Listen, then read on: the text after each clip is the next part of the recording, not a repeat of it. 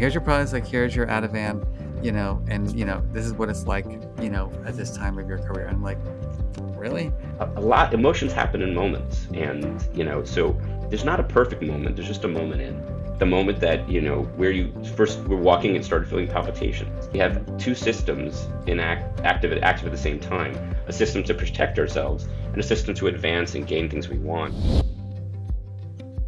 Welcome to the Dealing with Feelings web series. My name is Marc Brackett. I am the founding director of the Yale Center for Emotional Intelligence and a professor in the Child Studies Center, also at Yale University.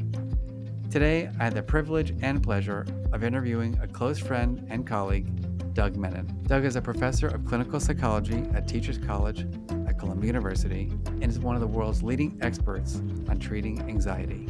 In fact, he's created a therapy called emotion regulation therapy that has been proven to help people better manage their anxiety.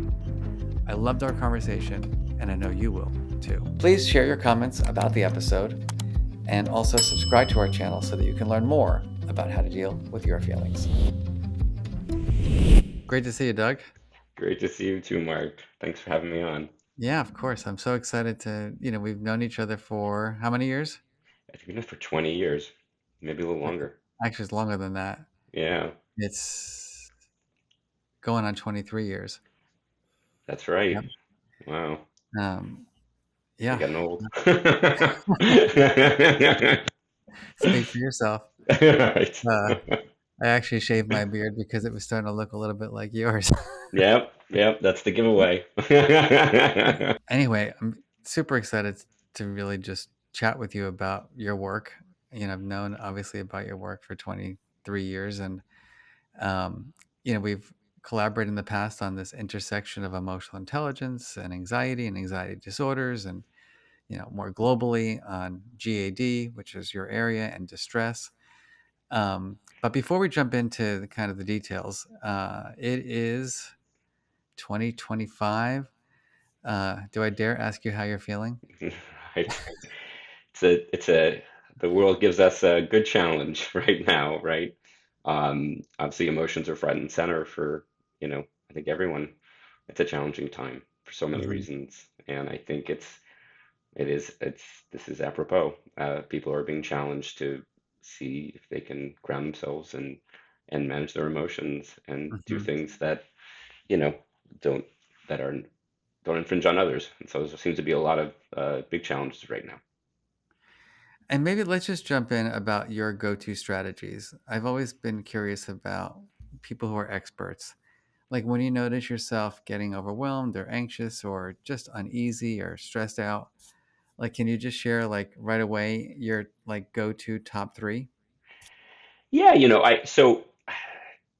guess we'll talk more about this, but I think it's less about specific strategies the way we think about them. I think that's partially some of the things that the field struggles with, Mm-hmm. and more about, the timing and the ways that we bring that in. And I think in many situations, having very elaborative strategies actually make things more difficult. And we Mm-hmm. know that, there's evidence that shows that elaborative strategies like trying to rethink things or get new Mm-hmm. perspective in hot moments is not so easy. And so, Yeah. for me, I try to really draw in, attentional regulation strategies first, and having a more spacious mind, trying to, and I'll talk more about this in our approach in our therapy, emotional regulation therapy, that, one of the most simple basic strategies is try to observe and orient to your environment, both your internal and external environment. Can you ground yourself in all that's there, and not just, with anxiety, of course, where we get this sort of tunnel vision and we focus on one thing. Mm-hmm.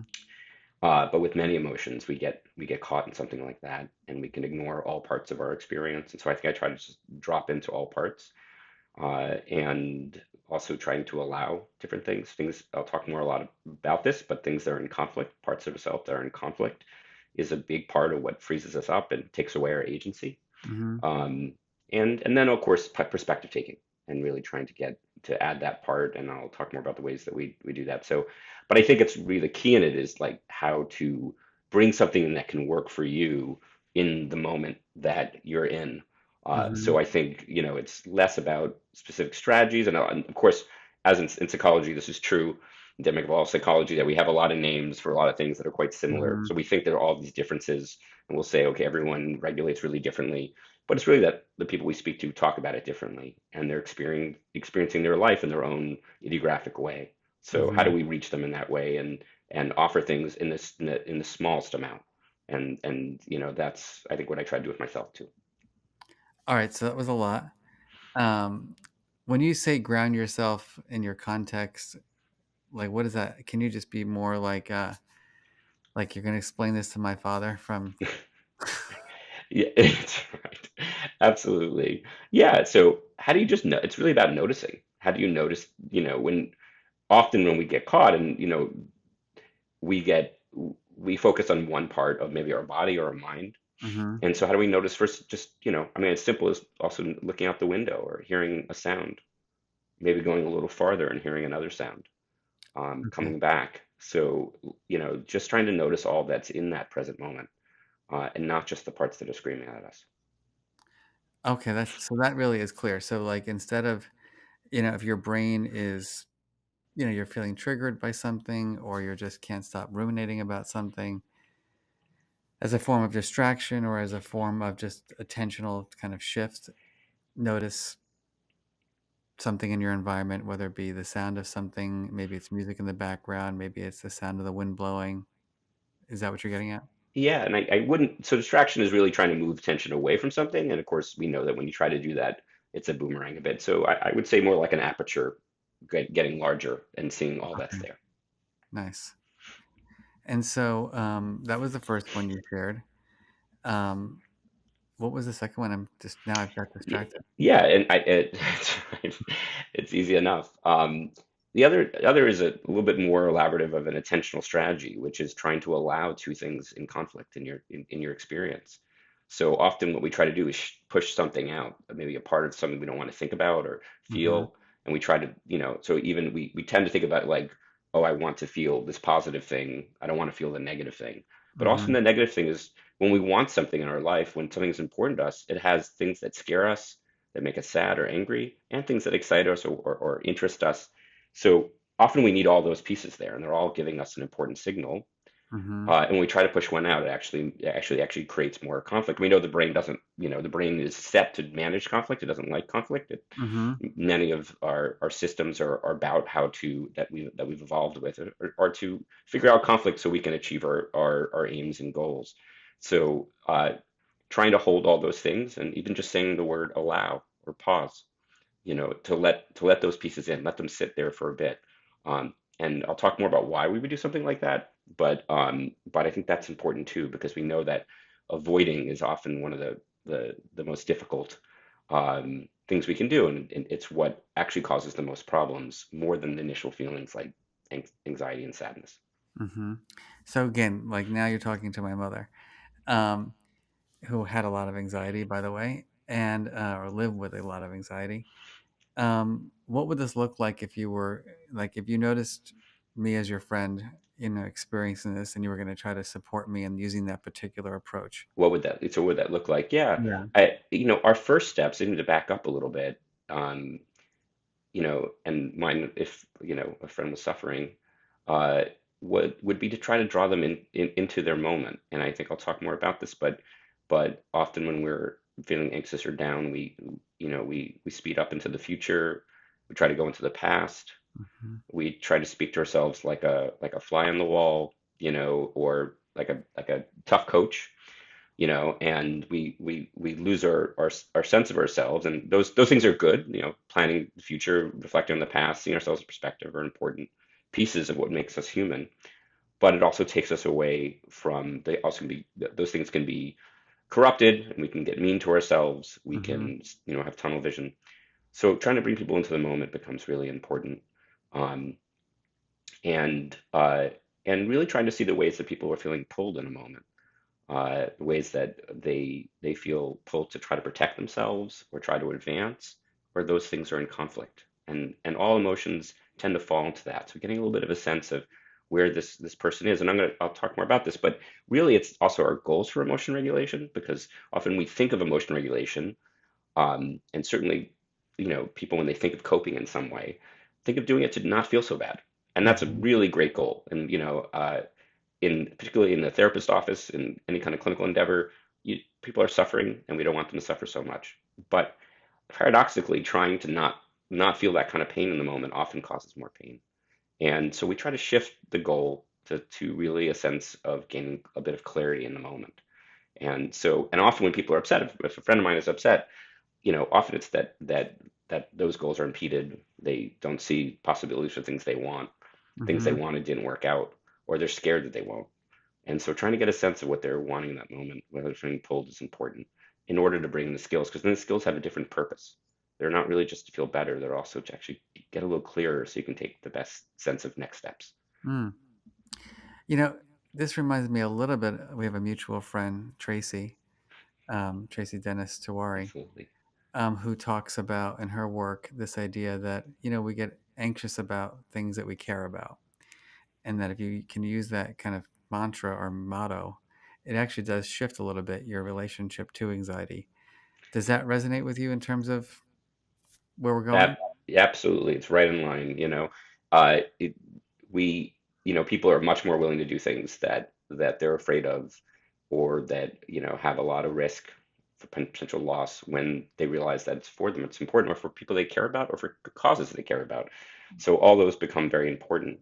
I'm going to make a distinction a little bit more between like meaning of the moment and our Hmm. goals. So some of those are, the goals are sort of top down, but sometimes and sometimes we're in experiences or things that we care about in the moment that may be in conflict with also with those. So we might say, for instance, that after the holidays, oh, I'm gonna eat very healthfully, and I'm gonna be really great about it. And then I go to my first work event, and there's chocolate chip cookies, and I happen to love cookies, and then I find myself eating the cookie, right?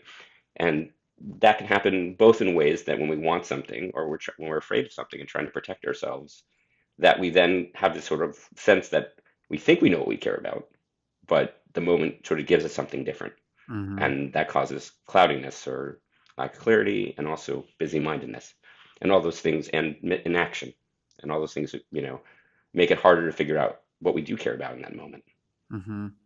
Which, and also can, in that situation, probably causes, a little bit of self hatred sometimes, or shame, or guilt, or all those other beautiful emotions that we Subconscious experience. emotions, absolutely, because and in those are functional, they're purposeful, they're not always adaptive, but we're trying to figure it out, we're trying to find more predictability. It's an understandable thing, but we can get caught in it, right?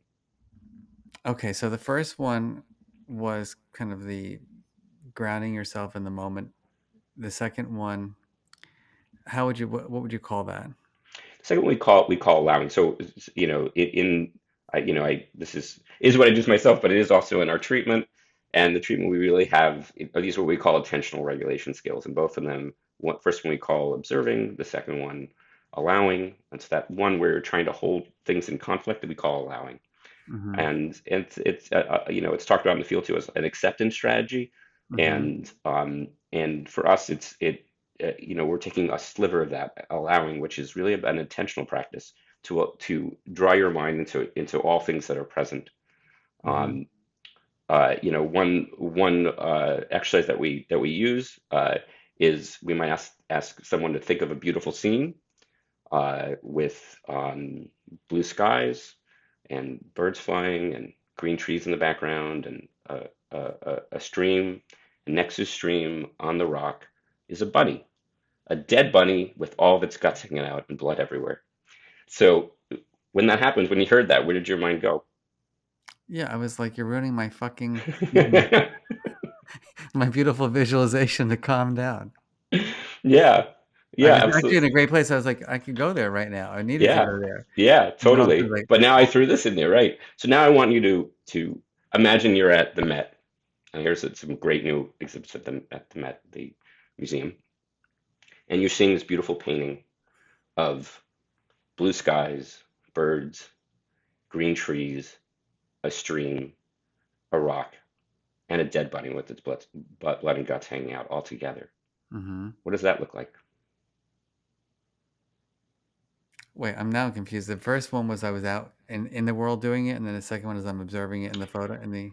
The first one, in the first one, yeah, your attention may, for some people it goes to to that dead bunny, and some it goes away from that dead bunny.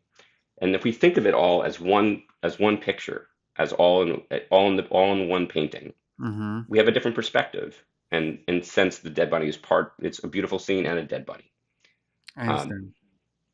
so it's an example to, that allows us to see that we're more than just that one part. Can we allow Mm-hmm. in those pieces, but not try to get rid of them? And almost everyone, when they do that exercise, and Mm-hmm. obviously when we use this clinically, we use different examples. So if we're working with people with trauma, or we might use a rotting tree, or other types of examples that are less evocative. Right.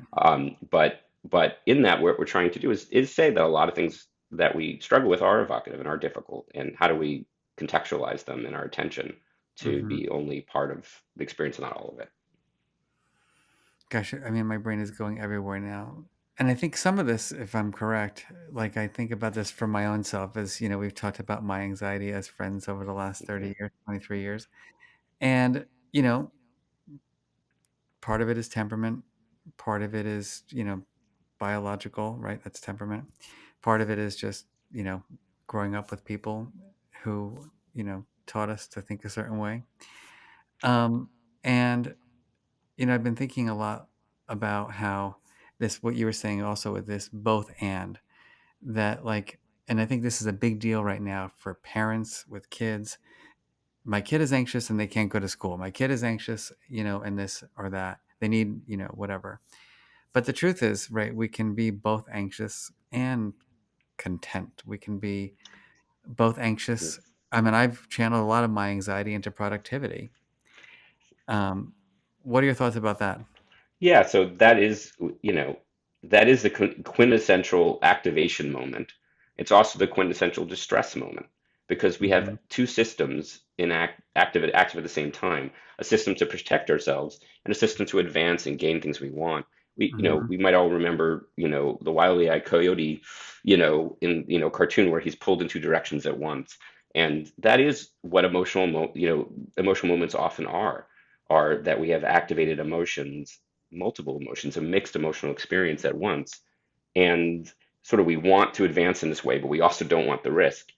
And so Hmm. we feel, activated and confused. And anxiety is often around things that we care about, that we want to happen. Not all things, but even when anxiety comes about things that are pretty challenging. And so some of our work is working with people who have a chronic health condition or a loved one of someone who does. So we worked with caregivers of those with cancer, and of course that's not a rewarding situation when there's information coming, but it blocks those rewarding situations. And so when we Hmm. talk about reward with caregivers, say, of course their mind is on the health of their partner, their experience, but realizing that, say, they, a couple, they like to garden and they haven't gardened in a long time because their mind has been so much on the cancer, that the absence and the loss of the gardening becomes a big part of what also diminishes their sense of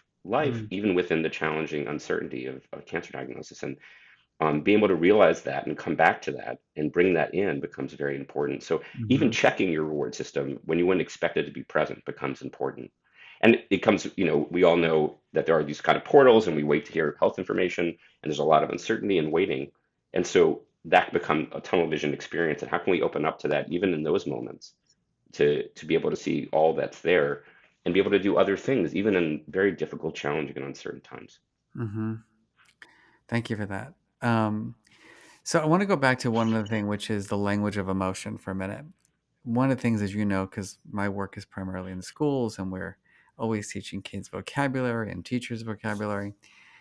And, we talk about anxiety, we talk about worry. I know that you study worry too, fear, stress, pressure. I mean, there's so many overwhelm emotion concepts, we'll call them for now. Yeah. Um, do you think that I'm curious your perspective on the value of being kind of granular, as our friend Lisa Feldman Barrett would say? Does that in your work as a therapist, does that is it important to get to that granularity or not? it's super important. We align very much with that conceptualization. We use metaphor a lot, like many therapies, but and we really give the client therapists give their own their ability to sort of take the principle and run with it and do their own metaphors. But one we often use is a snowball metaphor, where we talk about emotions like a snowball that rolls down a hill and picks up sticks and rocks and ice and dirt. And many people come to therapy when their snowball is kind of under a garbage, a garbage can and has a lot of gunk on it. But getting better at catching that snowball at the top of the hill is important when the snowball's a little more pristine. And when that's happening, that is that kind of granular experience where we're getting a sense of what our emotions are telling us. The sticks and rocks and ice are the things like worrying and ruminating and self-criticizing Hmm. ourselves and others too, and even our actions that are difficult, like going and eating something we don't want to eat, or drinking or smoking something we don't want to, or it's not helpful to us. You know, Catching that emotion up to the top of the hill in moments that are difficult Hmm. becomes a potential tool and help. Where we differ a little bit from others is that it's not so much like granularizing specific emotion categories. And Hmm. for us, it's really more about where the emotions point us. So Hmm. we work with our clients to translate their emotional experience, however they characterize it with emotion words, into how it pulls them, and the ways that I've been talking about, how it pulls them Hmm. to want to feel safe and protected, and how that pulls them for a reward or advancement in the moment. And these aren't sort of goals. They're really more in Hmm. line with motivation. They're the Right. sense of, and so the why isn't so important to us. It's how and what. How are they pulling at Hmm. what level? We can use a 1 to 10 system on those. We can use fists, like how I'm being pulled by safety. That's where my attention is. Pulled by reward, Hmm. or pulled by both, and it's overwhelming me. But the reason why we do that, and it's a little bit weird because nobody talks that way. But we're pretty sure that even though we have different words and different cultures for emotions, no one really says I'm feeling my safety system is pulling me, or my reward system. No, yeah. But we work on that and work in that language. And again, it doesn't have to be those words. The client can choose any words they want, or images actually. A sun, an explosion. It doesn't really matter. Um, but being able to translate that allows us to be able to say what those emotions are doing to us, where are they pulling us towards, and Hmm. how do I get clarity in them in order to take action? So we talk a lot about our goals are clarity for action. We bring in skills as a way to feel clearer, to take an action that's effective in that Hmm. moment. And we do bring more top-down sort of things that matter to us in our personal meanings and values. But first, we're really mostly interested in just seeing the ways people feel pulled.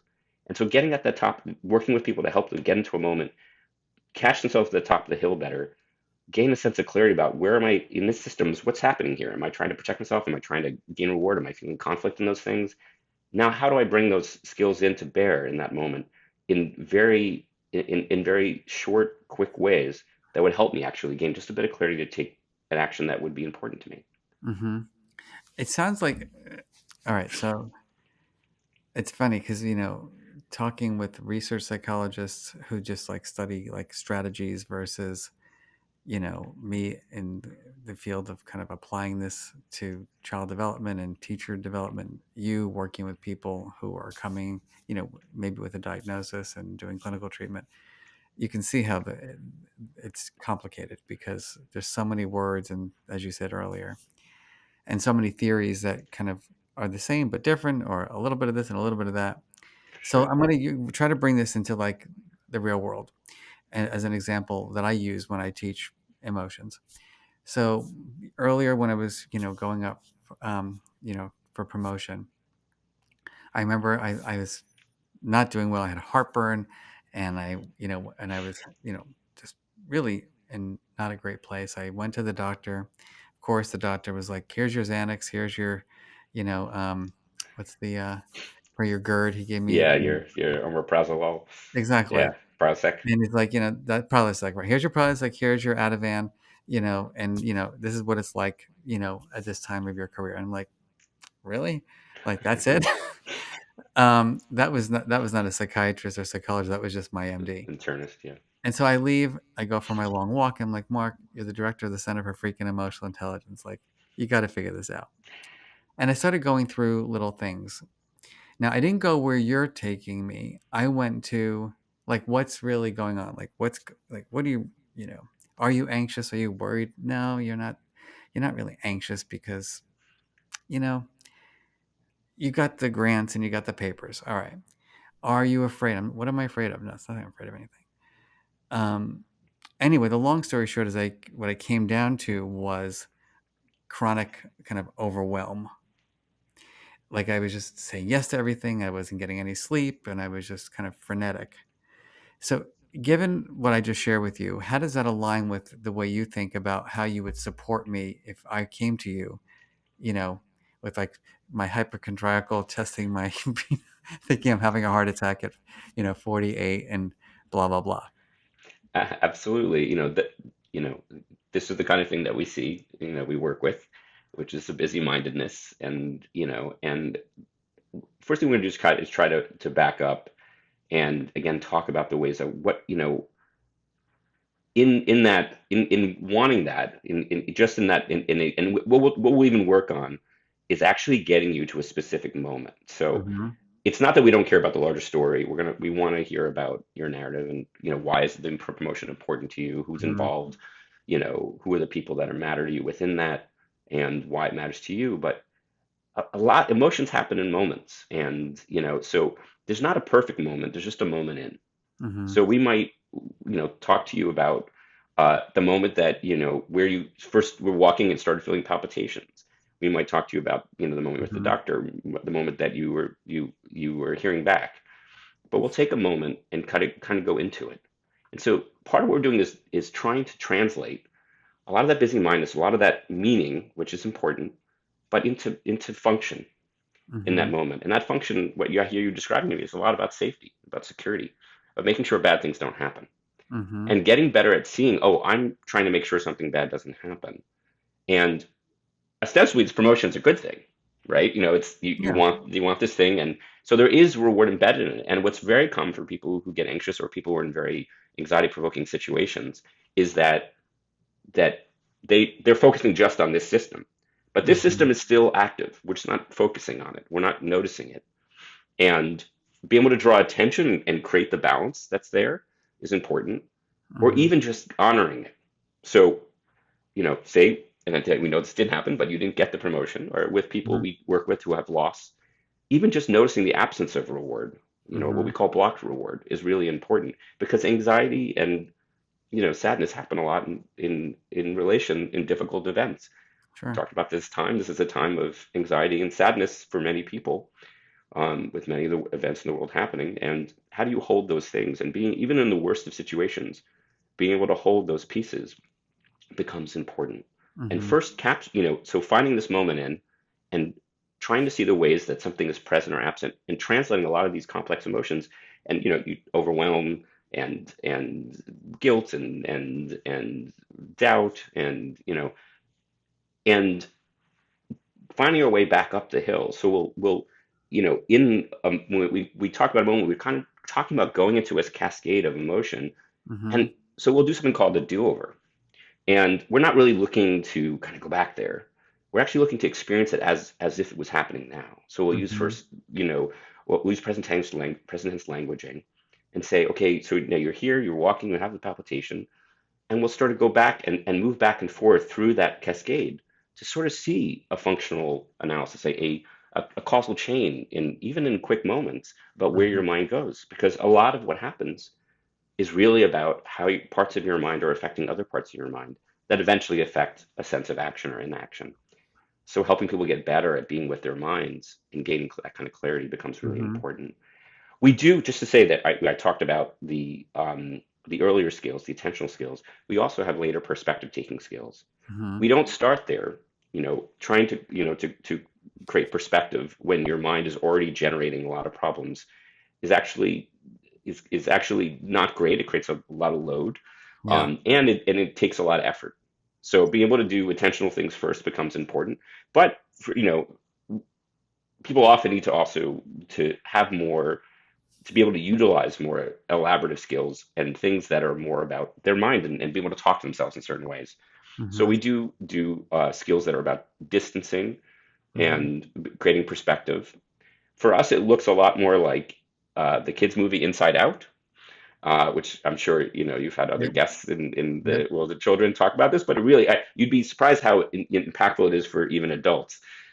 Mentioning that movie. That movie has given a lot of people who normally wouldn't talk about their emotions or having like people in their mind a language for understanding their emotions. I would like to point out that it isn't that movie. There's been controversy in the emotion, Yeah. the emotional. It's not about emotions. It's about representation of emotions. It's how they're representing their emotions Mm-hmm. and creating representations of those systems of, oh, my safety is telling me this, what does it look like? And creating, representations of others in our mind that we anthropomorphize. Oh, that's my grandmother who was wonderful to me, and she's telling me I can do this. Or that's my first teacher who told me, or my first coach who told me I was never going to amount to anything. By creating those representations, almost like they're all in the car with me, they're all in a boardroom with me, they're all in a tough mountain climbing with me, whatever it might be, and people have Mm-hmm. creativity, being able to see that and represent it gives individuals a quick way to go back to understanding their feeling and giving a little space to it and Mm-hmm. hearing it. And then we might also have those voices speak back, and particularly ways that we try to offer reframes within that context are giving someone courage, giving them compassion, giving them Mm-hmm. curiosity, which really are antidotes to worry, uh, self-criticism and rumination. But for us, it isn't trying to negate it or remove it. It's all additive. It's all how can just like that I talked Mm-hmm. about the beautiful scene. How do we put more things in the scene in order to gain perspective? So we do Yeah. do that as well, but we always encourage and each of those skills has a longer practice and in the moment practice that's Mm-hmm. very quick, but we always tell them to start earlier with the intentional parts before doing those more elaborative. Often they don't need to do those elaborate pieces once they start with the shorter, more intentional parts. Mm. Although I have to say, for me, the reframing stuff, is quite helpful. As an example, sometimes, like, I was giving a speech a while ago in a place where I knew the people may not be receptive to it. Like, I just had this, I knew from background information that, what I was going to be talking about would be seen as controversial or not the job of schools. And I just worked myself up. I was having breakfast. I'm like, what are you doing here? Like, why are you doing this? This is stupid. And I was just getting myself worked up, and preparing, right, for the tomatoes to be thrown at me on stage. Absolutely. And then I just took, I did my breathing, to, bring myself back to the present moment. Tried to just, nobody seemed to be mean to me so far. Um, and then, you know, given that I like to do public speaking, I started saying things to myself like, Mark, this is an opportunity. Like, you have all these people here that can learn about the science of your work, and you can shift their perspectives on it to actually want to approach it as opposed to fight against it. And just doing that cognitive work on myself before I went on stage was enormously helpful. But I can see what you're saying is that, like, that's in a more, you would call that a more advanced technique at this point. More elaborative technique. It takes more effort and it Yeah. takes more cognitive, you know, engagement. And Mm-hmm. so, but just to point out, you did do the intentional. You breathed. You noticed your body. Mm-hmm. You kind of said, okay, it's all okay if like all these parts are going to be here. You implicitly did that. So it Mm-hmm. doesn't take much and to Yeah. do those other pieces.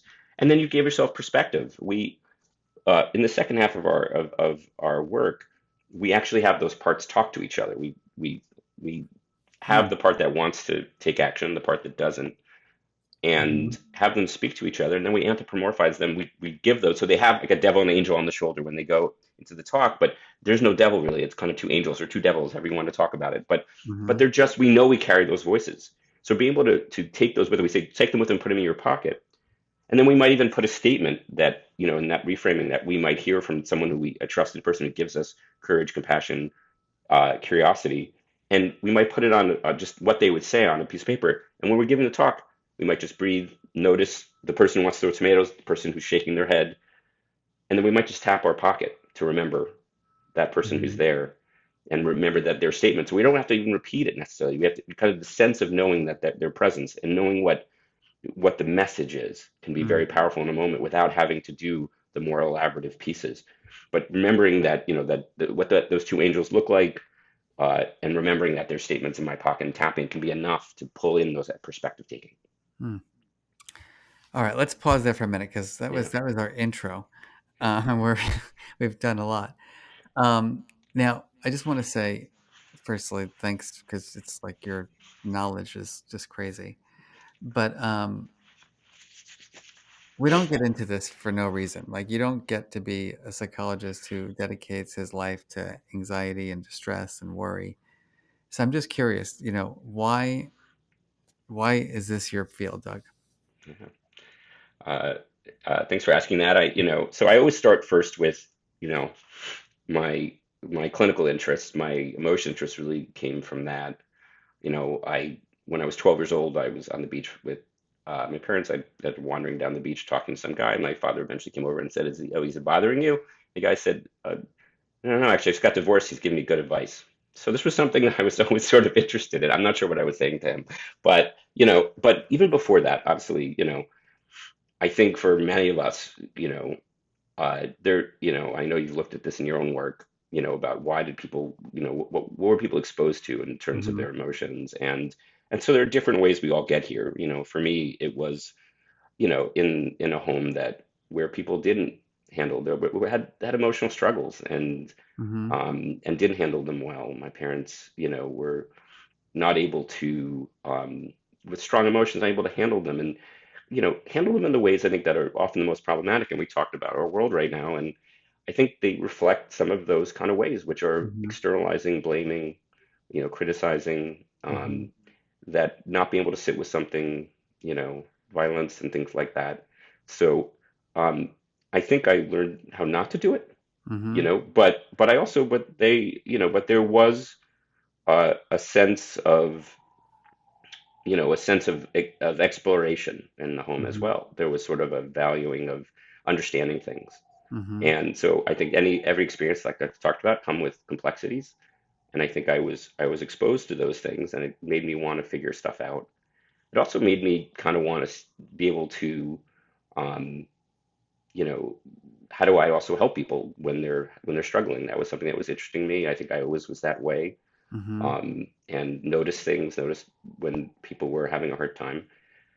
And I felt also being in the clinical field, and when I came into it, there was a big move away from emotions, because emotions Hmm. were wrapped up in a lot of psychoanalytic thought and non-empirical ways that Hmm. people wanted more empirical approaches. It felt fluffy, or there was outright denied as sort of even among behavioral theories as an Yeah. epiphenomena, or so it felt like things were missing. Hmm. And so I really, even as early as uh, when I got to college, wanted sort of diving into understanding more basic, what's the science of emotion saying? What are people saying Hmm. about feelings in the clinical field that aren't looked at as much? And so Mm. I took some of those early experiences, and I tried to, make sense of them, like for myself and then for others as well. Yeah, thank you for that. I'm curious, as from my book about permission to feel, I talk about having a feelings mentor. That I had the same kind of situation. Neither one of my parents they tried to be good people. They were good people, but they had no clue about how to deal with their own, nevertheless, my emotions. And but I had this gift of my uncle Marvin, who became this kind of emotion feelings mentor for me. As you think about your own childhood, adolescence, were there any people, that you feel gave you the permission to feel or provided that mentorship? Absolutely. That is such a key. I love that you stress that in your work. For me, I think the first person was my sister, because we were Mm. going through all of it together. I feel grateful that we were there together. She was my older sister, so in many ways she protected me, and then as we got older, I was able to protect her too. Mm. And we we went through it all together, and she remains that we're very close. Um, that was, I think, the first person that, you know, even in the midst of high conflict, if we were there, we could kind of get behind a door and talk about, Yeah. yeah, we're here together. There's a reality between us that is different than this. Mm-hmm. And but I also growing up, I think a big thing for me is alternative education. I was in a alternative program in my high school that really, this was the 80s, and there was a stress on alternative education, I'll tell you, and that made a huge difference. My director of that program, Judy Cook, who unfortunately had died of cancer before she saw where I'd gone after when I was in college, but I really owe her. She, Mm, someone who believed in you, and she believed in the students, and believed in and saw learning in a very in for that time in a very unorthodox way. It was student run. We had to make choices about the school, about each other, about do community work. It opened my mind, and it allowed me to see things differently. And I think um, that was mm-hmm. a huge, uh, sort of sense of validation for feelings I had. And Nice. then, professional mentors as I went through, and also great friends. When things are challenging at home and you're able to make friendships become like family, and Mm-hmm. that's been very important for me in my life. So, Nice. And so, some mentoring, some good relationships, all which support us. Then you went to college and psychology major. What was your major? oh yeah, yeah. No, I was psych all the way. I was telling my students that so you don't have to know this, But I was one of those, 6 years old and on was it's like, wasn't Uh-huh. now I want to be an astronaut, but back Yeah. then, I wanted to be a psychologist. So I went right into that, and I was Mm-hmm. lucky that I went to Oberlin College, and their psychology program was quite fantastic, and I learned a lot about it. I went in to, be a therapist and help people, and they taught me about science, and I Mm-hmm. didn't think that was something I'd be interested in. And I got very involved in that, and from there, that's, I think I was opening my mind up. I And then, how did you get into like your specialty of anxiety? Yeah, I mean, so anxiety was really interesting because um it's actually one of the more uplift, as much as it's very upsetting and hard to have it. It is that one of the more simple things to make people feel better in the sense Mm-hmm. that we have to do what we're afraid of. And so there were ways that behavioral models of anxiety were really interesting to me, because it really was about, once you confront some of those fears, there's things open up. There are possibilities, things that you thought one moment like never, no possibility. Suddenly there are possibilities, Mm-hmm. and there are things you can do. And so it was very uplifting to me to think that there were ways that you could make change. And change Mm-hmm. happens in very subtle ways. People often say, oh, people don't change, this kind of thing. But people change subtly, and those, subtleties in time really make a difference in over time in one's life. So anxiety in that way was really, it seemed really interesting. And I took an anxiety disorders class, and that solidified it. And again, trying to think about these things in a different way with emotions was also the next step that helped sort of solidify it. I like that.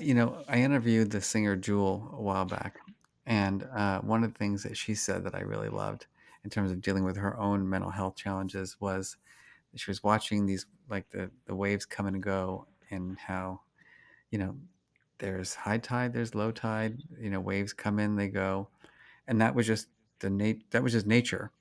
And she equated that with her emotional life. That the idea that the feeling is always going to be present, was defying the law of physics, in her way Right. of thinking about it. And I just this idea that that the mindset that we can change and cultivate skills and you know be healthier or happier over time, I just think is so important. Now, Absolutely. I'm really curious to know from you.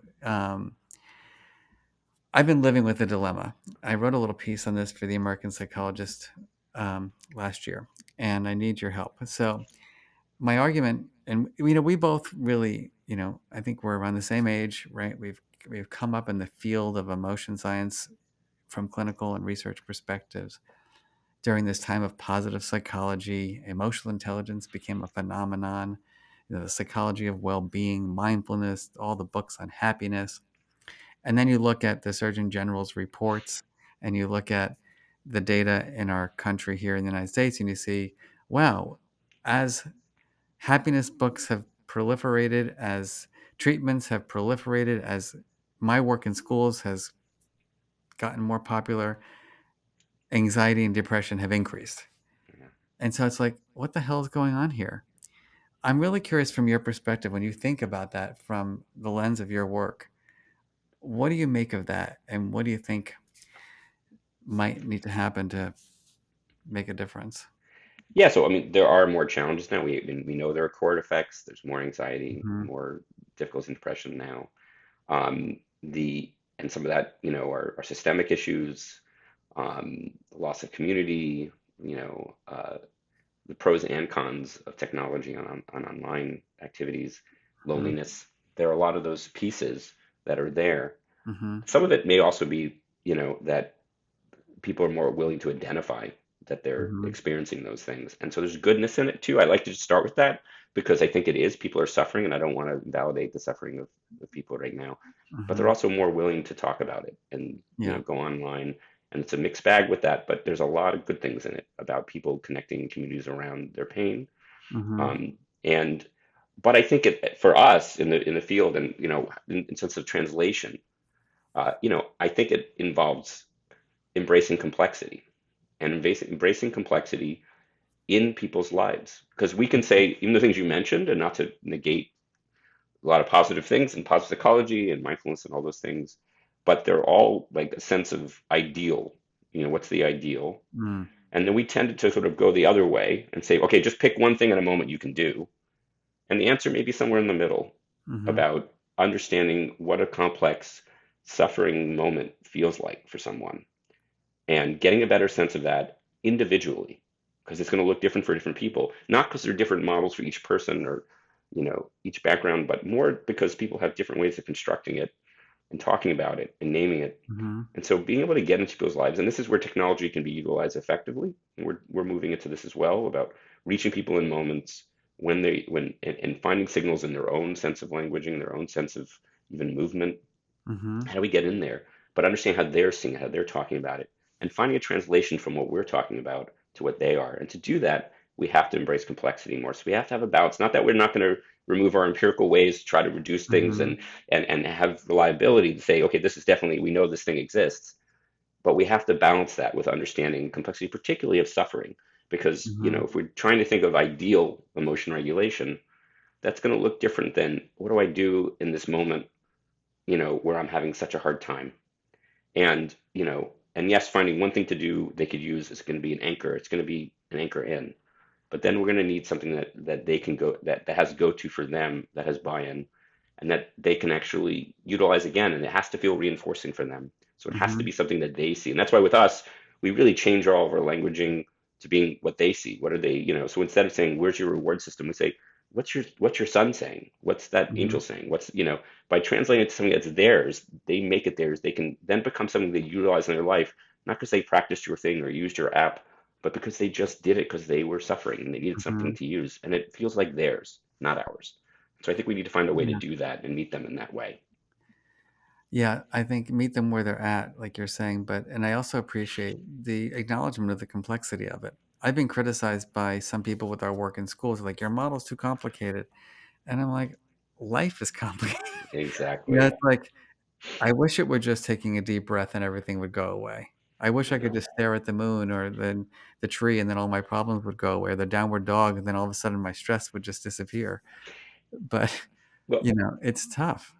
And if I think if just that radical acceptance of this is work, my life is complicated, but that's okay. Like there's nothing just because it's complex doesn't mean it's impossible. ex- e- exactly. I think first, I think that things happen in culture and society later than we give them, and so some things get immersed into the culture, and then it becomes easier because people learn it from an earlier. It's not such a foreign idea, so I think Yeah. that changes.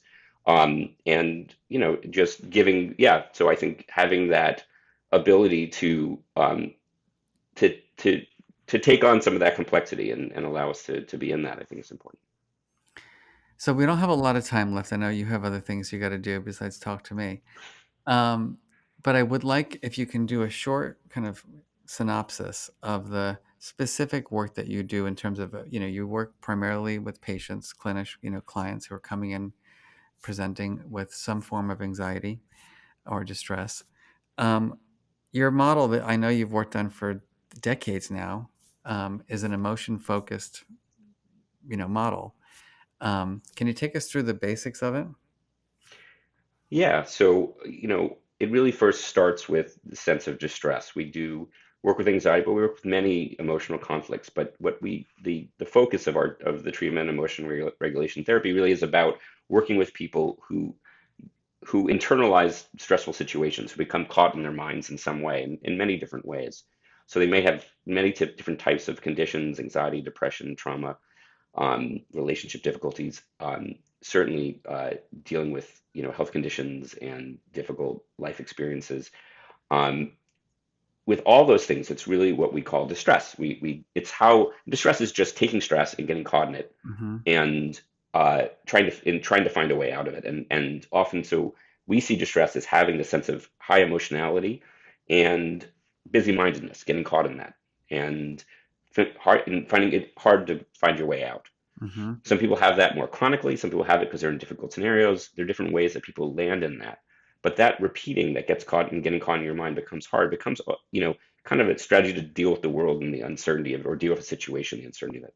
So what we're really trying to do in the therapy is help people with those cascades of distress get in there and try to do something different and understand how their mind speaks to another part of their mind, how something leads to one point to another, and that's often called like analyzing the function of your mind, the purpose of parts of your mind.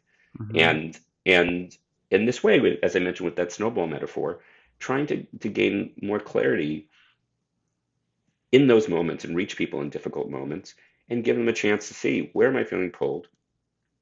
And we literally will find this kind of languaging or imaging to see what that is and help people and use ways to help them. And we talked about the do-over. We also Mm-hmm. have things called the do-it, which is, for things that haven't happened yet and they want to take action, dealing with the conflict of the mind. And so we'll put all those different kind of exercises in.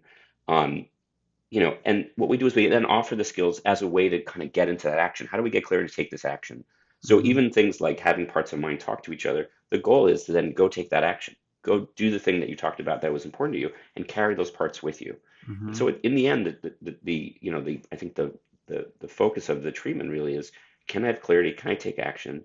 And then can I develop a sense of intention in order to feel more agentic in my life? Can I feel like, even though I have a lot of parts, I'm the agent. They're all part of me that I can take this action.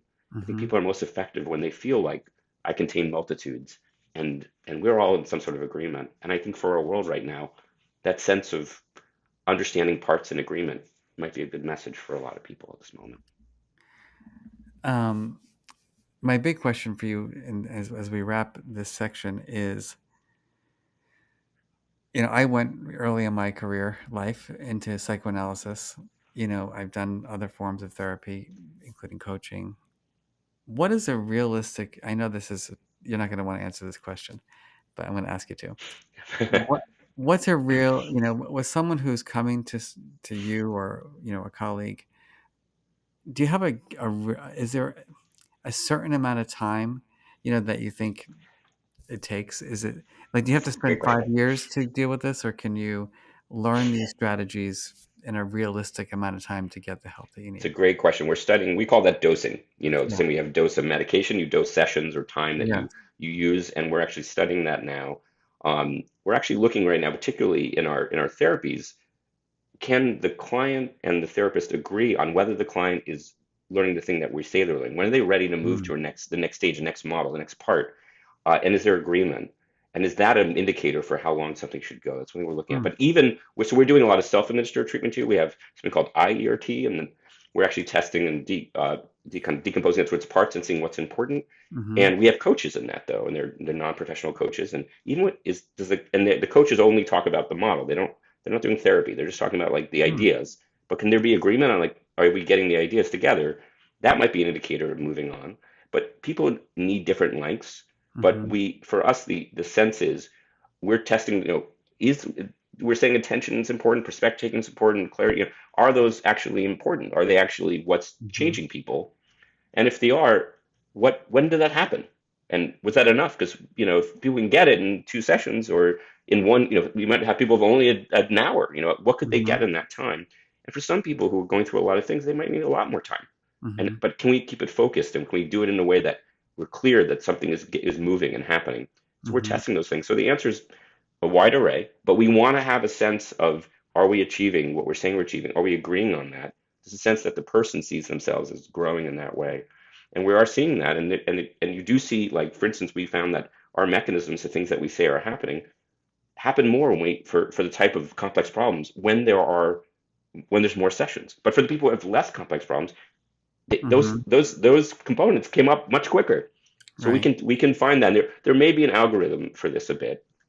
I'll even say that, things like, I'll say a positive thing about AI, because there's a lot of, but AI and artificial intelligence might be able to help us get a Mm-hmm. better sense of that complexity, of when are we ready? When is there a time? There might be a way to shorthand a lot of the complexity and help people say, okay, this is Mm-hmm. when I need to move to, and this is how much time I might need. So we're looking at that too. And my hunch is that your hope, right, is that people will cultivate this mindset, these skills, this way of life that post treatment can carry that, onward. Absolutely. I mean, so we talk about using ERT by heart, and that's, a sense of Mm-hmm. how do they internalize it and make it their own in their lives. And we work with them in the therapy and in even the self-training of, like, how do you walk away with this and use it? Now there's sort of things they can use, like sort of Appified and things like that, but really, how do they don't even need that? What are they doing in the moment? So they have a moment, they're talking to someone, these things come up, how do they make it theirs, and they know it's, and so we have a bunch of ways that we make it, by heart for them. And I think that they make it by heart for them. It's really, I think, for them and by them in many ways. And for all of us, it's that. How do we make it our own to make it actually stick?